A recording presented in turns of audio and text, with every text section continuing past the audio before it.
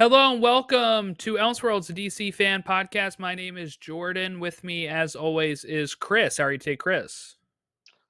I'm doing good. I decided I'm just not going to care about anything until tomorrow, and that is really kind of freeing and fun.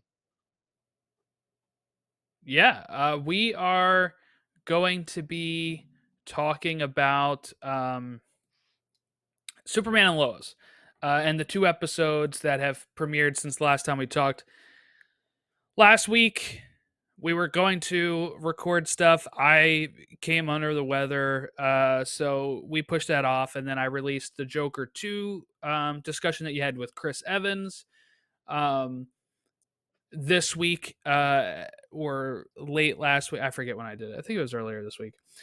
So that's an episode that's up. These episodes, we're going to talk about Superman and Lois. If we get to Penguin this week, depending on our time and stuff, then we'll talk the two Penguin episodes. If not, we'll probably do all three next week or something and just talk about it in a lump. Um, the good thing about Penguin is a little bit more of a slow burn where there's not as much to talk about. Like the show is great and like the performance is great, but I mean like there's certain plot things that are taking a little bit to develop. I like it like that. So I don't feel like we need to do hour plus recaps on that all the time. So we'll see how it goes as we get there. But just want to get that out of the way before we jump in here. Okay. So we're going to talk episodes 3 and 4. No, sorry. Yeah, 3 and 4 of Superman and Lois. Always My Hero and A Perfectly Good Wedding. These were directed by David Giuntoli and Gregory Smith. And Always My Hero was written by Brent, Fletcher, and Todd Helbing, while Perfectly Good Wedding, not Weather, was written by George Kitson and Max Kronick. And they premiered October 14th and October 21st of 2024 as we are almost approaching the midway point of the season. Chris, give me your thoughts on. Let's start with the first one. We lost a good man. Yeah, the show puts you through the ringer. Emotionally, I was kind of everywhere in that episode, and I thought it was so well framed with Lois saying, "How do you know how much you really love someone, or how you could ever go without them, or whatever her monologue was?" That was like, oh my God, she's talking about Clark. She's looking at the glasses, and then it comes back around, and it's her father, and and there was a little bit of both in there, but I that was such an emotional episode, and the ending, man, when you get that little stinger at the end, the eyes opened, he has a new heart. First off, my first reaction is I called it 3 episodes. Which, by the way, I didn't get a chance to see that stinger because I recorded this on my Hulu Live TV Oh no. and it cut off before he opened his eyes. But even more annoying is before that, even though it's a recording and I'm watching a recording of a live thing I recorded, when it gets towards the end of the thing, it turns a little darker and says up next, and it's going to Oh autoplay no. a show that I don't even watch. And I had to so I missed the eyes open. I was able to gather that later.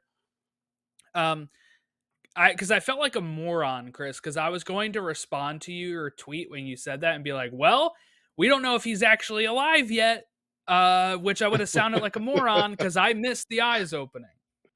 Uh, so that is the worst. I feel so bad for you because that was a moment. That was a moment I was literally like, my first reaction was I called it. 3 episodes. And by the way, you called it with the phone conversation with Lois, picking Jonathan. You called that perfectly. But my second reaction was, this is perfectly done. You had a sacrifice to lead to Clark coming back. It came from the family. and you tied in the history of General Lane and his coming to terms with Lois marrying Clark. That was a hell of an episode, man. It's just one of the best shows on TV, but no show cares enough to put you through the ringer. They try to skip steps. This show makes you feel every beat, and sometimes it's painful. Yeah, it was a like you said, the opening you're thinking it's Clark's funeral, Superman's funeral. It turns out to be Sam's. I didn't actually think they would have the guts to kill off Sam Lane. I'm glad they did. This is the final season. Um, it has a lasting impact. He gave Superman his heart, and then they also tie it in with the serum from last season that Amanatapia was using, right? So we have connections that have built up to this point on why that heart would work.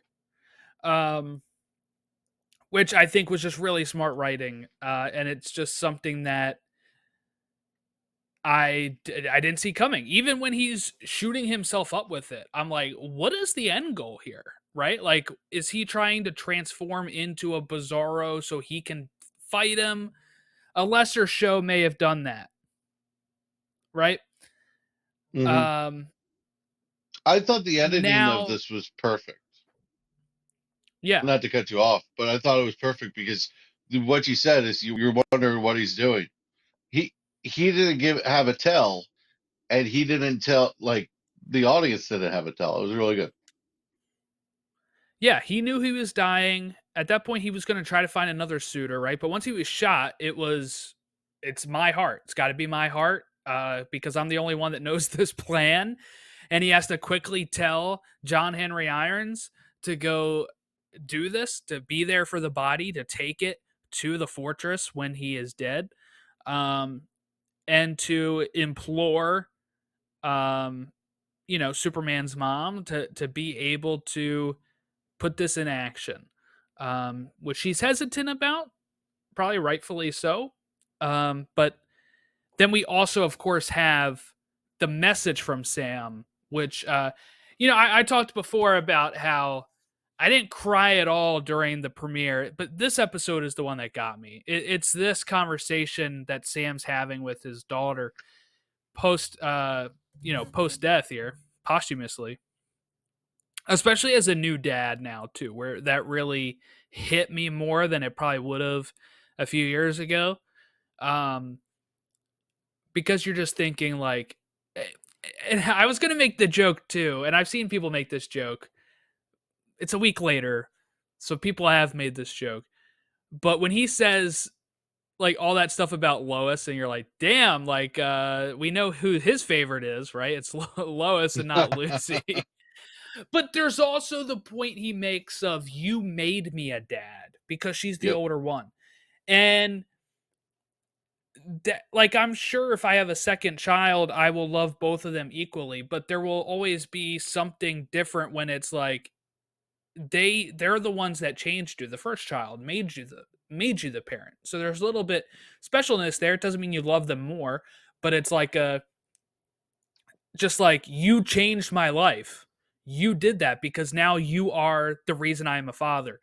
Um, and I kind of feel that way about my dogs as well. Like I love both of my dogs equally, but Oscar is the one that we got first, and he's the one that was my first pet that I've had. So there's a special connection there, but I love both of them equally. I don't have a favorite dog. Um, so I can kind of see what he was saying, but I just thought it was funny that in the episode where we're dealing with the fallout of the Jonathan Jordan choice, we have Yeah. Sam outright pretty much show his Well, favoritism to Lois. well, let's be honest with Sam Lane. His other daughter didn't give him much of an opportunity, and the last season or And season joined a two, we saw cult. him. Yeah, in season two, she goes to Valley Alston, and she doesn't really give them the chance. And Lois and Sam Lane both fought like hell get her out of that situation and to bring her into the family fold. So it's a lot different of a situation that Jonathan and Jordan are in, with the parents who have, kind of given them the world. The Sam Lane was a bad dad at a lot of points of his life, but his thing that Lois made him a father, that, you know, finding his strength for her was the purpose of his life. That's pretty cool. And I don't think Lucy really factors into the equation in that sense. It's a completely different thing, but with the context of the show, timing, yeah, I can see why people are making the jokes. Yeah, but no, really touching episode. Okay, so I think that's where we're gonna leave most of the Sam stuff for now because I want to get Yeah, into the Jonathan Jordan stuff because we had some big movements on this as well. So I called it. She picked Jonathan for the same reason I said you absolutely picked Jonathan. yeah. He did not have powers at the time. We got a big development in that front last week. But I totally called that, saw that coming, um, which is good. I while I like to be surprised, there's also times where I want to be able to put the pieces together, right? And I think that that Yeah. was a logical thing that I'm not sitting there scratching my head like, why did Lois do this? I understand why, and I would have done the same exact thing that she did. So that made me feel really good about Look, our discussion last time. if you have another kid, you might not want to play this podcast episode for them. It's all I'm going to say. But and yeah, I hope that that problem presents itself down the line. Uh, but the thing is with the brothers and the phone call, I have always been insecure about that kind of thing. I think I would react emotionally to it too. I think Jordan went a little overboard by flying in to the DOD and having a showdown. I think he also should have known that he, yeah, he is being played by Luther, but it's got to hurt, man. It's got to hurt because he's always been the one who's had it the harder. Things come harder for him. He has the anxiety problems. He's the neurodivergent character on the show, and he's the character for that reason that I relate to. And my heart just went out for him because he's there's this bit of idea that everything goes so easy to Jonathan. Jonathan has powers now, and and he, everyone's excited. By the way, they're lining up to support Jonathan like so quickly. Had to hurt Jordan because he even mentions, "Oh, cool, Jonathan has powers." Everyone's relieved. Uh, and I was just like, "Oh no, the boring son has powers now." But that's a whole other thing. But I felt so bad for Jordan. And I felt bad for Lois because it's such a horrible position to be put in. And there is no kernel of truth. There's no way you can ignore the kernel of truth that even if she loves them the same, that situation isn't presented in a way where you're sitting down rationally making a decision. You're doing what you think you have to do in that moment. And Jonathan didn't have powers when she hit the button. And she's never going to live past that moment with Jordan. Um, and Jordan's the one who would care. Jonathan doesn't care what button she pressed. He would not care. And just like my brother would not care.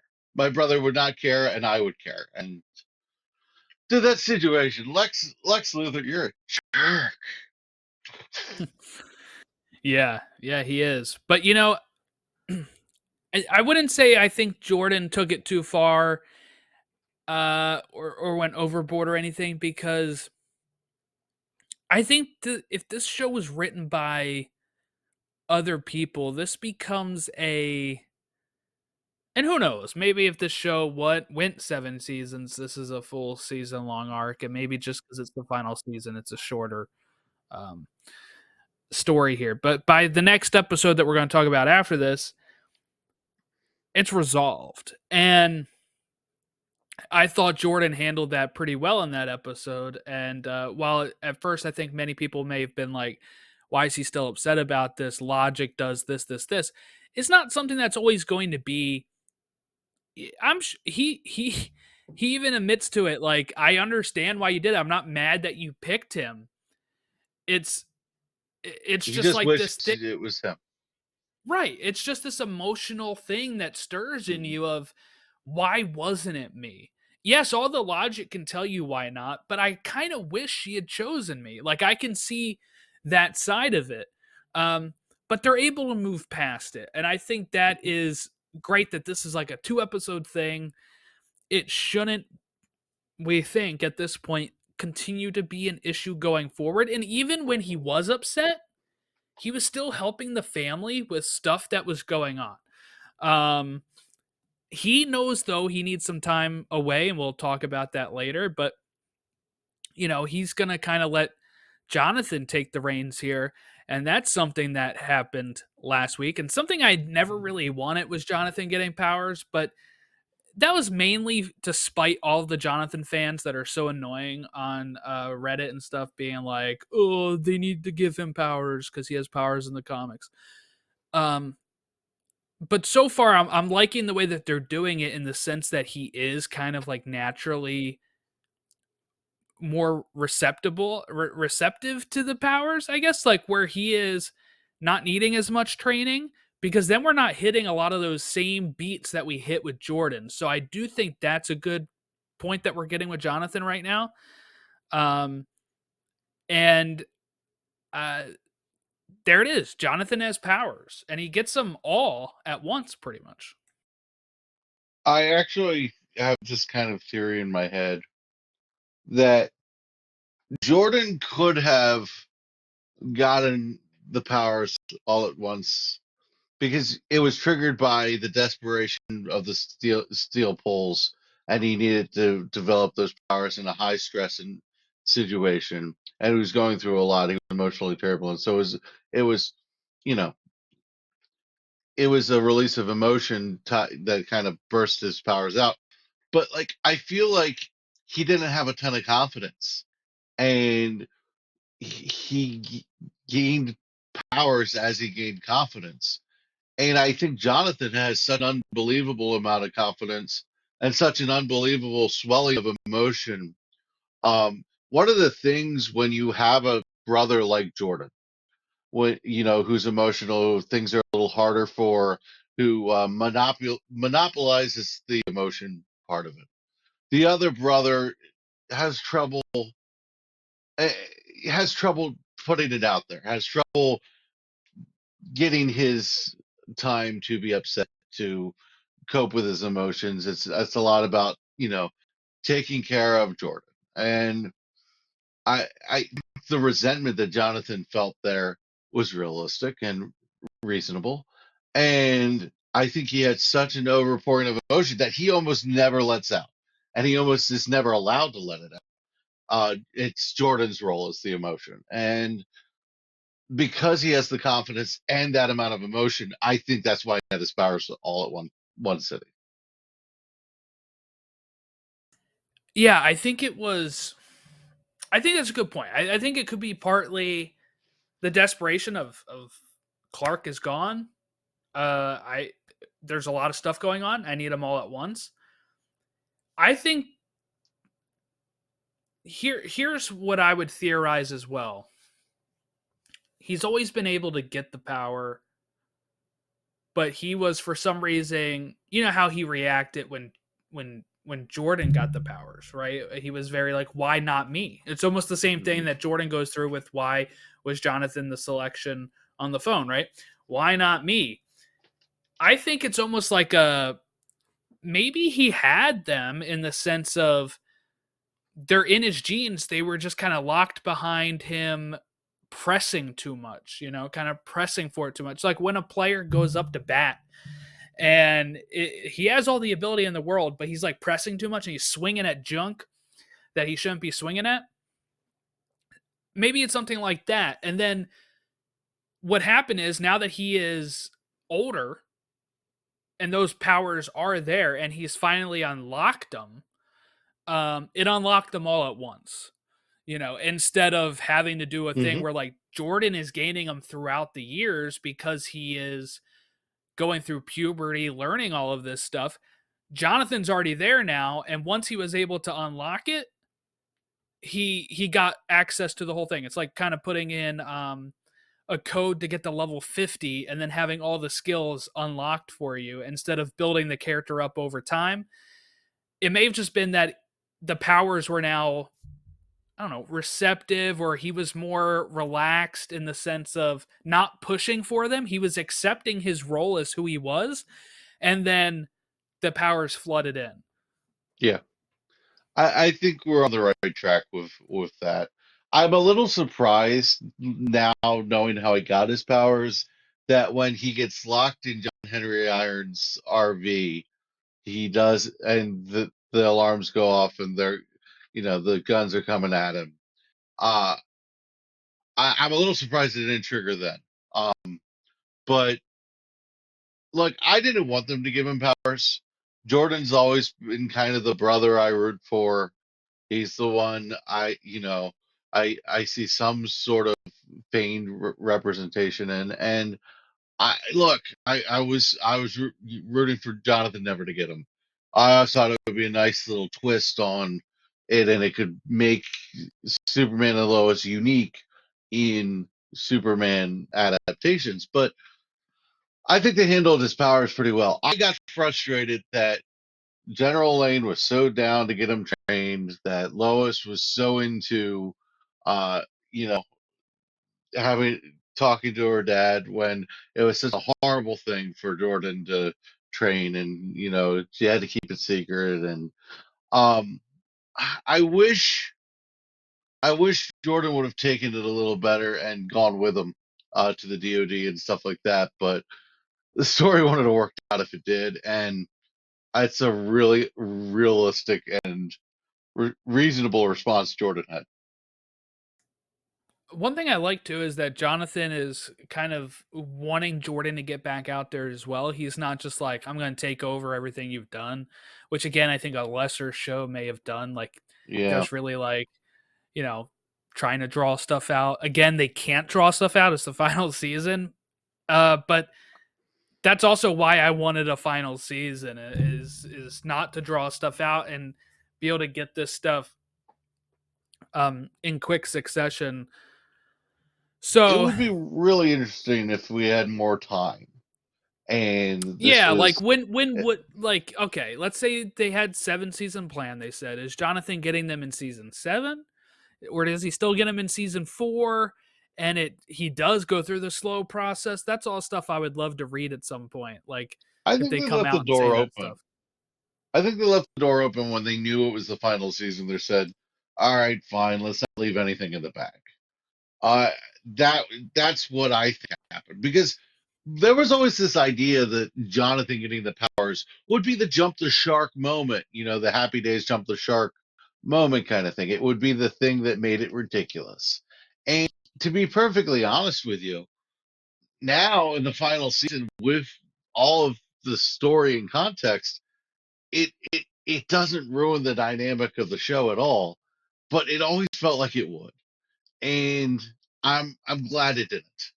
I also am glad that when he gets his powers and he goes to do the save, that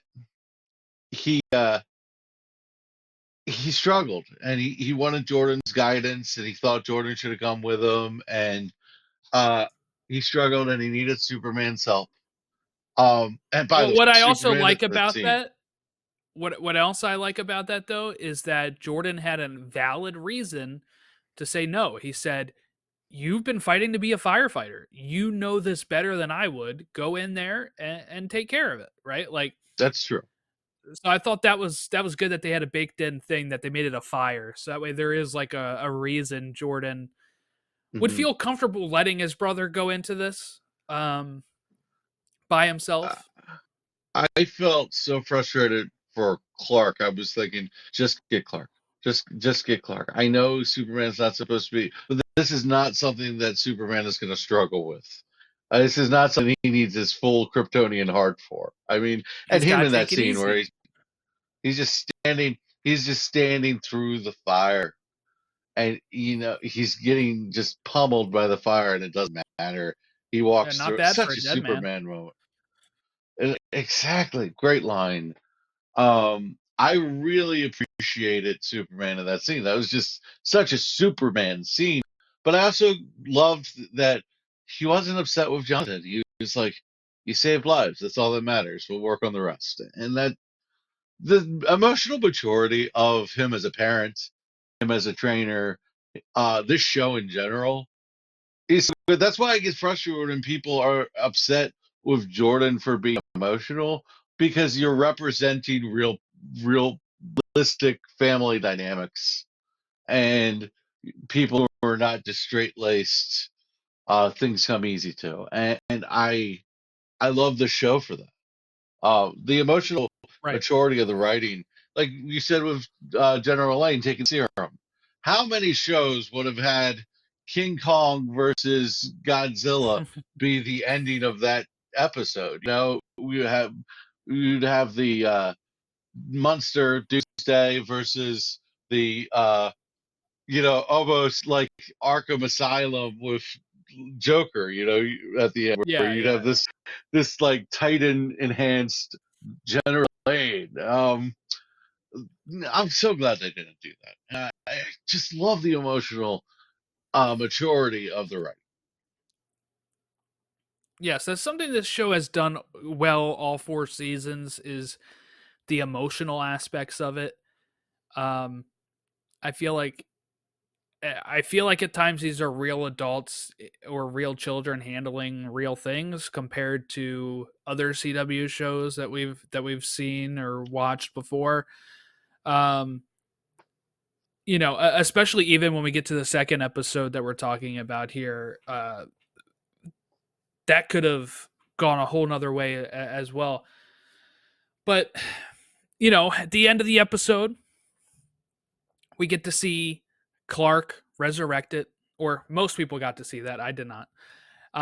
But to then start this episode, the one that just premiered on Monday, A Perfectly Good Wedding, we see Clark immediately return to action here and land near Lois at the funeral and, start holding her and consoling her. So that was something that he, I guess, kind of had to catch himself up on.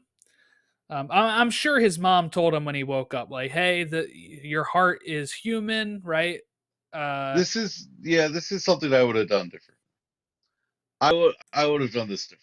I thought it was a little fast forwarded. I thought you probably would yell out Jordan or something, or uh, you know, and Jordan and John Henry might come get him. But I got to be honest with you. That scene later when he's training with Jonathan and his heart has the problems. I understand why they didn't do that, because they were setting that up. I thought it was a little fast forwarded, him coming back, but it was a nice moment. It really was. yeah, I really.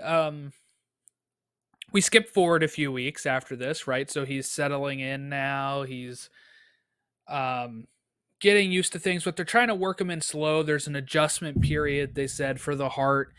Um, and then he takes Jonathan to go training uh, up in the Arctic, where he had taken Jordan to train. And again, it just looks like it comes really easy to Jonathan. Clark's freaking out a bit, like, pull up, right? It just barrels through the ice instead. He's like, or go through. Um, but then, like you said, he has like a mini heart murmur, is what I would call it. Maybe not a heart attack, but like a heart palpitation that makes him end up losing control a bit. Yeah, it's a sign of slow down, bud. Yeah. Yeah, I quite like this. So, do we think that this is a forever thing, or is it part of the adjustment period that they mentioned, and his heart will eventually figure it out? I think it's a forever thing. I don't think you can work around the fact that his heart is human. I always thought, even if they found a perfect donor, that that was going to be a problem. And also, that is a 60-year-old man who is part of a 60-year-old man who liked bacon in the morning. It wasn't, he wasn't a health nut. He's a good looking dude, strong man, but I mean, it wasn't the ideal heart. It was the guy, in the third chapter, of his life. He probably had a So, few more chapters. is this the thing that they're referring to when they say no other adaptation has done this? Is Superman going to like age and have like I would because he's love it. part human now? Honestly, I would love it. So what I think is going to happen is I think he's going to end up being more like a Jay Garrick in The Flash.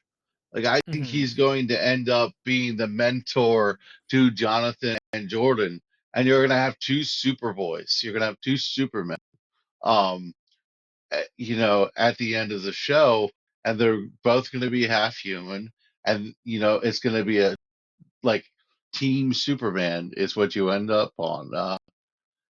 I think that'd be really cool. I think I liked the idea of him in the fortress as the hologram because I thought, oh, cool, he can be like training them. He can be like the guiding light that he needed. He can be what Jor-El was to him, but like much nicer. Um, and like that would be great. So I think you can get that with him in life. I think he's going to be a Jay Garrick like figure. Um, when this is all said and done. That's my. I don't know that they'll frame it like that, but that's how I'm thinking of it. That's that's an interesting thought there. I'm thinking. My thought was we see him kind of lose some of his powers, right? Like, He again, I can't don't know if this is hear. the He can feel adjustment. the alcohol. He can feel the alcohol. Jordan runs in and says, "Didn't you hear that?" And he had to Mhm. fine tune it to hear it. He was like, Yeah. yeah, yeah, yeah, now I can." But it didn't like alert him, right? And he wasn't able to hear it immediately. I think that'd be a very interesting development for Superman.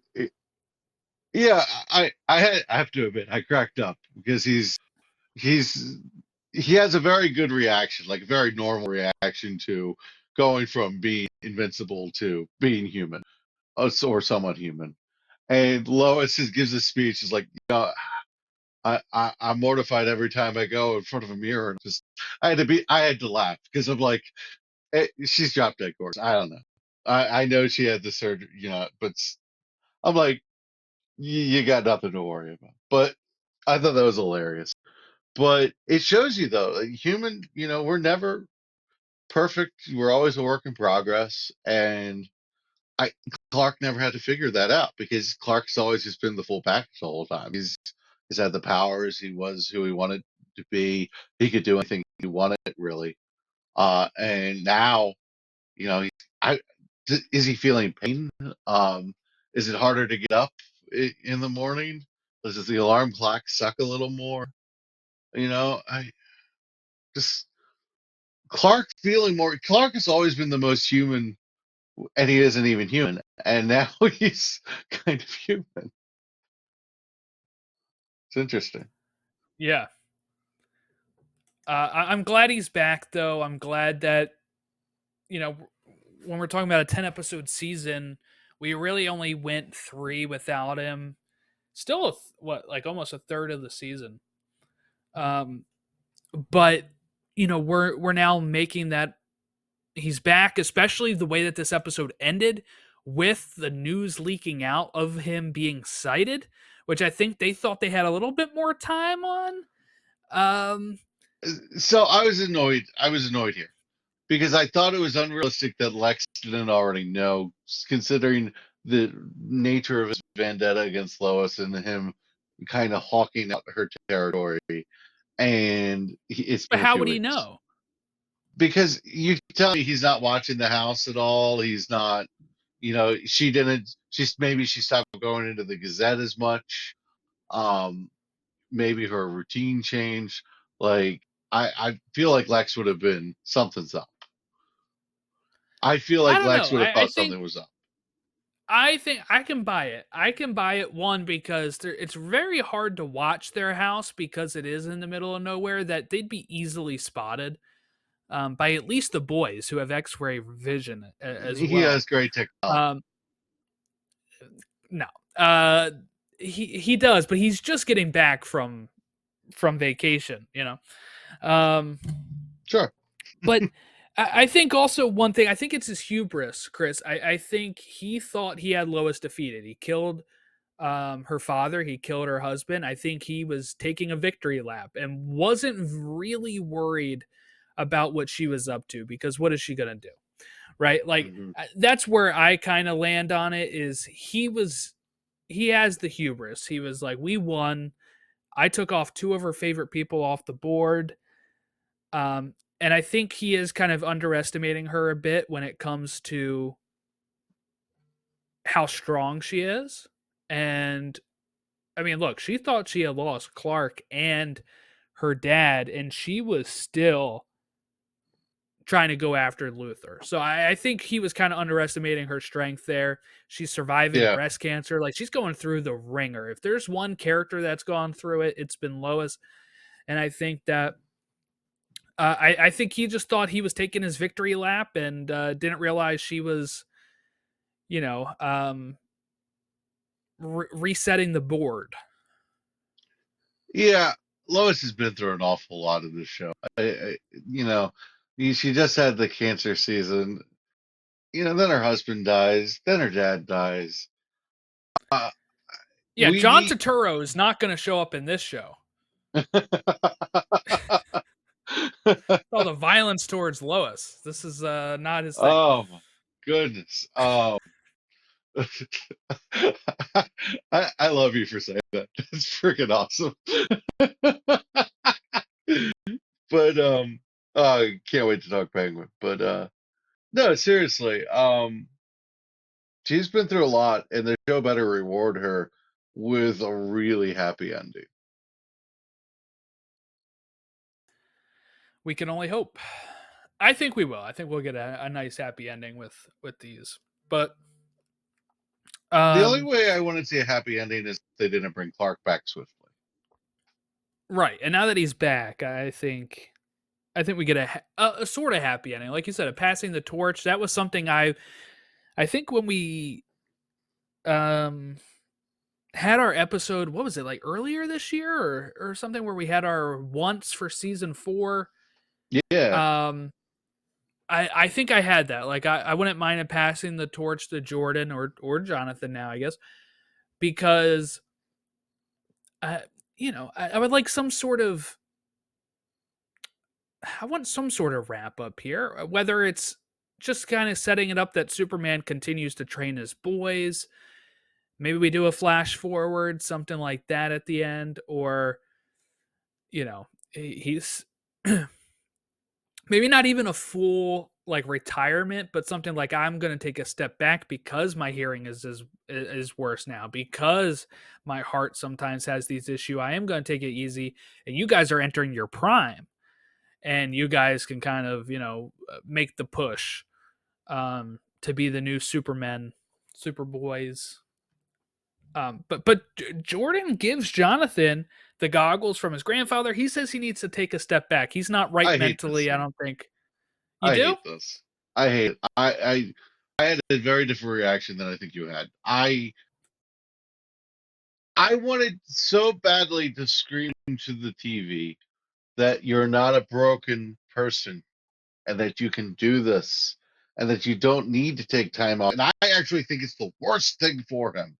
I think the worst thing for him because Jordan is the kind of guy who sulks in his mistakes, who who makes it worse than it is in his head, plays out the worst possible story in his head.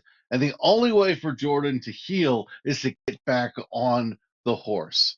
And I think it would be so much better for his brother if he was out there. I think, and I also think the entire family should be telling him he's not broken and he can do it, and he shouldn't take time off, and it's not a good thing for him. Jordan needs a champion in this family, and it's driving me crazy. I think he needs to get back on the horse, but I also don't think he should give him the suit. He should get his own suit. He should start his own thing. I don't like it. It was Jordan giving up.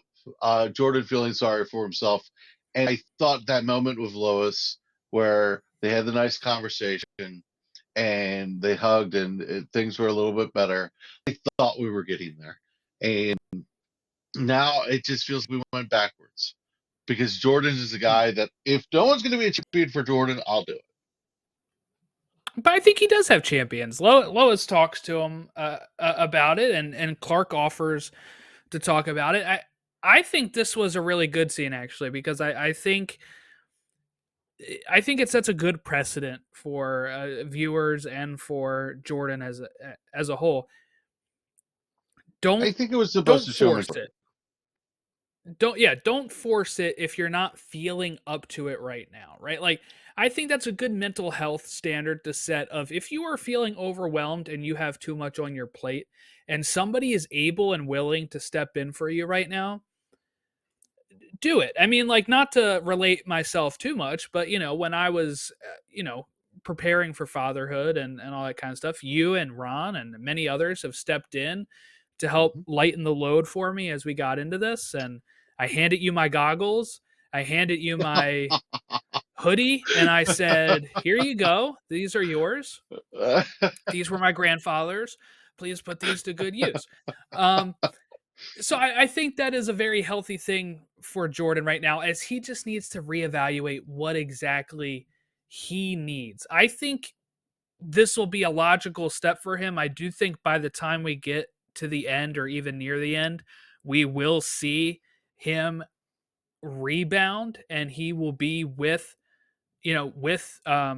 Jonathan and filling that void and going out into the world making his saves. So I think this is just him finally finding the balance he needs and also now knowing it's not all on his shoulders. He has somebody that can take that leap with him, that can do it for him right now, which he didn't have. It was all falling on him and he was pressing himself too much and it led to some awful things. Again, I think he is beating himself up a little bit with that, but I think even after the conversation with Lois, I think he's having a healthy thought process of okay, and he was having that talk with Sarah and it felt like it was really like, okay, I need to reevaluate like what I want to do and not what I feel like I need to do right now.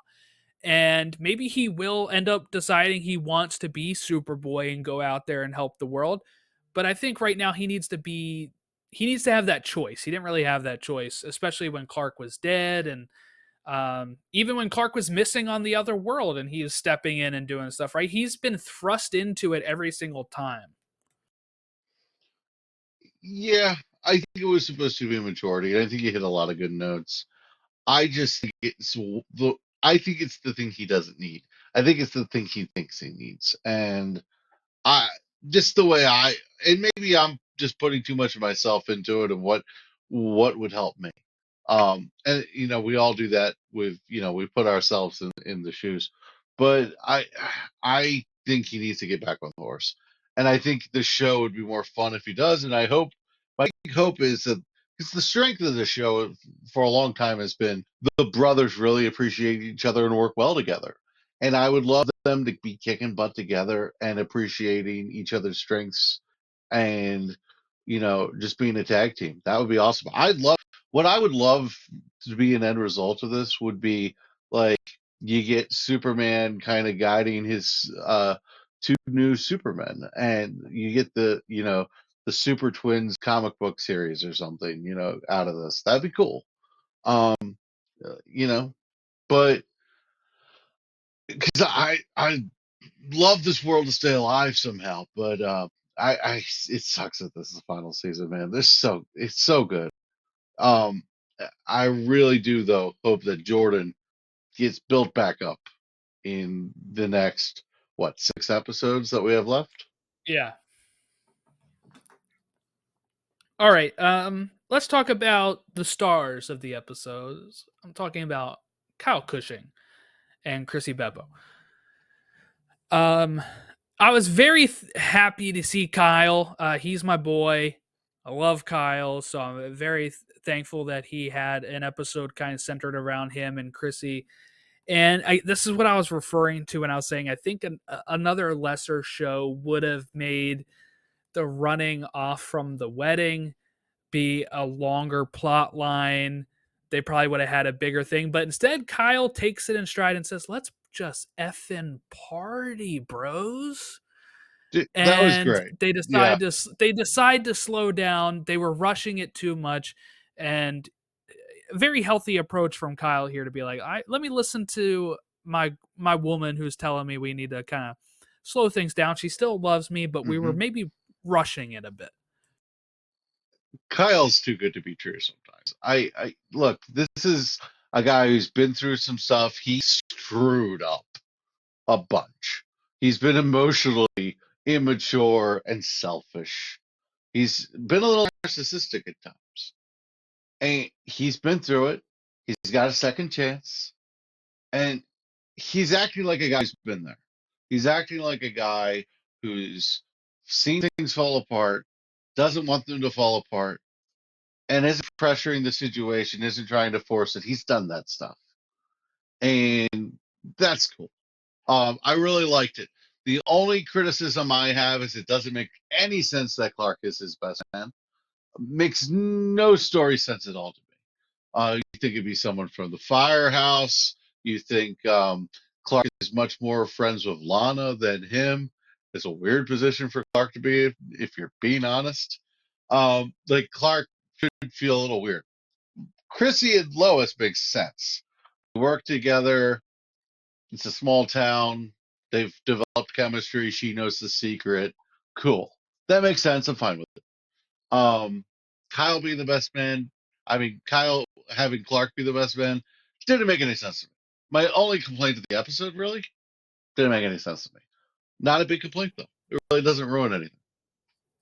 Yeah, this is just one of those things that happens when a show goes on a little bit and the cash shrinks a bit. This happens in Smallville when Lana starts calling Chloe one of her closest friends, but originally Lana was the most popular girl in Smallville and had a whole bunch of other friends that we ended up not seeing because for a while, they were just extras, right? So, Yeah, um, it's a little weird because there was like a love triangle there, and then there was a part of the time when she wasn't even close to the same circle. Like, yeah, I got you. right, I got right, what you're right. saying. So it became a thing where like L- Lana's bachelorette party for her wedding to Lex was, a was like Chloe, Lois, it's like all people that was it.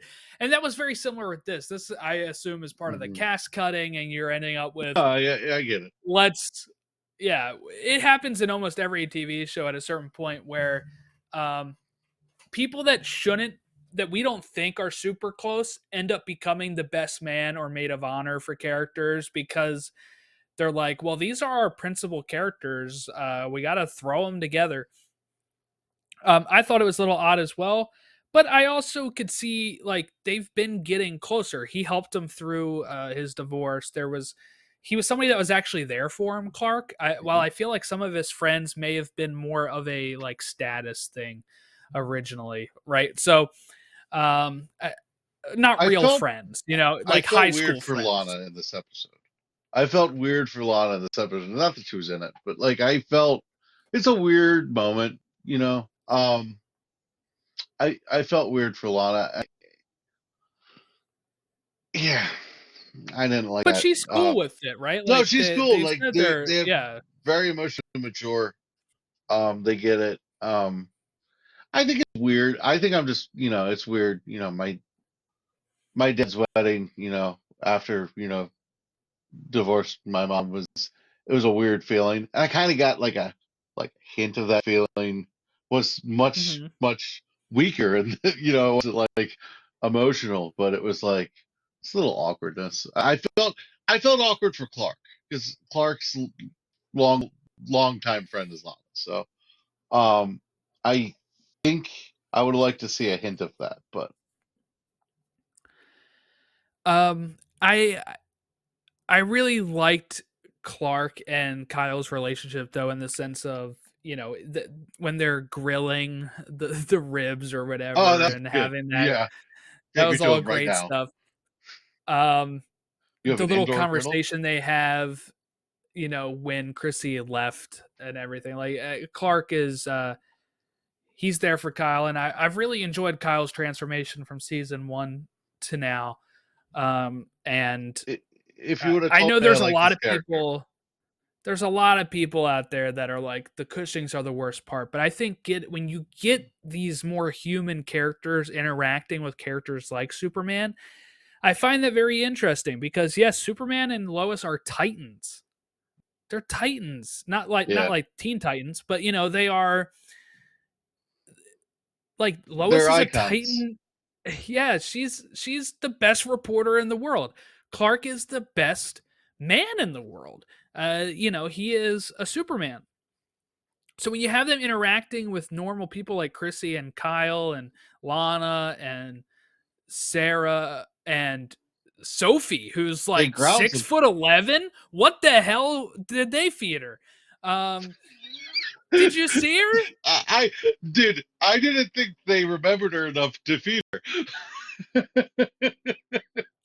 She's so tall, her. and now I'm like, now I know why they never show her. Is because they're like, what? There's a plot in season 1 where she's like not able to read or something. She is like 6'11" 4 years Yeah, later. I, I, th- I now looking back, looking at it, I'm like, you know what? She might, she might not have really gotten written out of the show like host like hostily. She might have just grew out of the parts. Yeah, that's really what it was. And there was times where I think last season they showed her she was sitting down, and that was probably strategic as well. But Hmm. this one, they had her standing right next to Sarah, and I'm like, holy crap, this girl's tall. Um, it made me laugh, and I was trying to point it out to my wife, and we had to rewind I thought it was and show interesting. it. Sarah looks so much older, and the boys don't look much older at all. Like I think it's it's the bangs. Her hairstyle's a little yeah, different this season. she's got like a more mature look. It's noticeable. Yeah, yeah. I think they were also playing up her like high schoolness before, with Hmm. like her hairstyle and like her clothing. But yeah, I don't have a problem with the Cushings.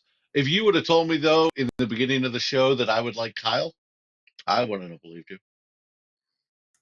Yeah. Wouldn't have believed you one bit. I actually think he does a really good job of not fangirling after Superman because for a second there it looked like that's what he was gonna do. Yeah, yeah. Again, the emotional um, maturity that he caught back up to his senses. I think there's a certain point where he realizes, oh, Clark is who he is, right? Hmm. Like I know some people don't like that. Some people like Clark as the disguise. I think we're gonna get that in uh James Gunn Superman. Yeah. So I'm fine with other interpretations like Smallville and this, where Clark is the guy, and you know his personality is the same, Hmm. right? Maybe not as confident as Clark, but he's still that nerdy guy who's going to help you. And I think once Kyle realizes that, it's like, oh, I can just keep treating him like Clark, right? And We do that's have to go how back to that's episode going. 3 for a second. Yeah. Clark takes off the glasses in Albany. It was a weak moment. I You think so? I didn't. I Okay. think it was also his posture a bit, even if he didn't change it Yeah. that much, but I think it was like I think it does hit enough. This I is just part of the I know my silliness of mom the makes fun of disguise this every anyway. time with Superman. She makes fun of it in Superman in general. And I've always gotten it, like, no one thinks the hero's upon them among them, and he looks like Superman. I can rationalize it usually, but he's just and like like if I was writing it, I'd be like, okay, pick up something, pick up the desk or something, you know. Yeah. Well, yeah. I think this is actually the most realistic way of like, all right, I'm taking off the glasses and I'm maybe like changing my face a bit, and you're starting to see the more confidence in me, and you're like, oh, I've seen that guy a million times. Yes, that's him. You know, Mm-hmm. type of thing than needing to do the whole truck lift like he had to do with Hey, Lois. look, I'm Superman. I Yeah. took off my glasses, man. Ta-da! That's my only Um, point. but yeah, I mean that's our 2 episodes that we're talking about this week. Like I said, it ends with the media outlets reporting Superman's return. So that is, they thought they had a little bit more time with that. So that is how they will, I guess, kick off next episode. Is the world knows Superman's back, which means Lex knows Superman's back, which means the family's in danger again. I don't know how they're going to beat this monster. I don't know how they're going to beat Doomsday. I Um, just don't know if they're going to do it. And it's interesting. I read an interesting article like months ago where they're saying if we had more time, there was things we wanted to do. One of the things they wanted to do but couldn't was the Phantom Zone. Because I'm thinking that's what you're going to have to do. And I've been thinking that, like, I thought that at the end of season 3. Um, so I'm very curious what they're gonna do with Doomsday, because Clark's heart is not gonna stand up to this guy. well, I think you can do it a few ways. You would have both Steels, both Superboys, and Superman all teaming up, That could be and the they come one up thing with a that's never been plan. done. Yeah, they come up with a plan of like, you distract him and I do this thing, and you distract. So that way he doesn't always have his attention on somebody he can just annihilate at a given moment. So that's something that you could probably formulate a plan on, or it could be Phantom Zone, and maybe what they meant more was like we wanted to explore it, kind of get in there, and they couldn't. So like the most you ever see of it is them just kind of kicking this guy in there. Or you have Bizarro actually wake up and, this is a Bizarro Clark, who's mutated a bit. So maybe there is a little bit of that in there that they're able to work with. I A kind of hope it's reawaken. I hope it's not the Flash solution of, can we just be We can't friends? punch him. Yeah. No, like I hope it's not like, and suddenly I realize that people are good. So I don't want to do this anymore. Yeah. Well, That I am hoping we'll it's see. not like that. We'll see. Also, we got word that for sure Brainiac is not going to be played by Tom Cavanaugh. Oh So, shoot! I darn. yeah. So Tom Cavanaugh is playing somebody else. We still don't know who. So we'll see that when it comes to it. And we still have yet to meet Lex's daughter. So I'm assuming that's going to be a focus coming up here shortly as well. But Yeah, I would think the next episode's really, because now he's lost the one person that knew where she was. I can imagine that being yeah. the focus. I think it might be some flashbacky stuff too, with her and Lex. It'll be weird with the age thing, so I don't know how they're gonna do that, but it's not like they can't. Um, I think the flashback of Lex with the hair was a little. It's like, damn, that's a weird looking Lex Luthor. but Yeah. Yeah. but yeah, really powerful episodes of TV. I thought the fourth episode kind of a step back, not as gripping. Um, Mm. but I think it's one of those, you got 10 episodes. you needed an episode like this. You needed to air some things out and give stories time to like close. And yeah, that's where you are. I think I would get to the end of this and think, man, a couple more episodes could have done something. And I hope I'm wrong. No, I think they'll have it worked out for these 10. I don't think there will be a lot of empty space, right? Like, I feel like this is.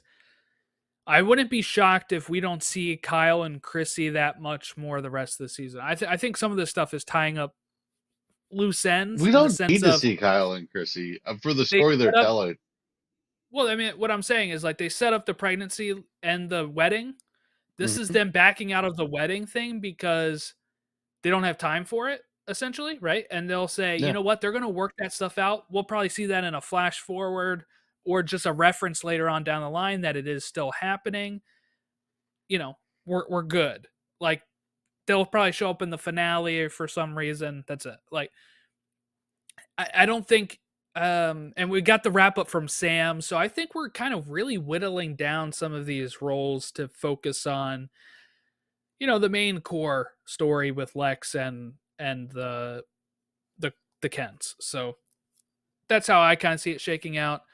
Um, but yeah, sometimes you need that emotional episode like episode 3 that you need a kind of like a dip down, and then next week can probably be a really heavy action packed or another emotional episode. Everybody knows Superman's alive, you know, stuff like that.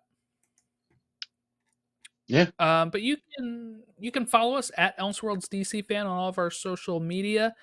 Um, as we continue to do our recaps throughout the rest of the season here as we're approaching the midway point next week.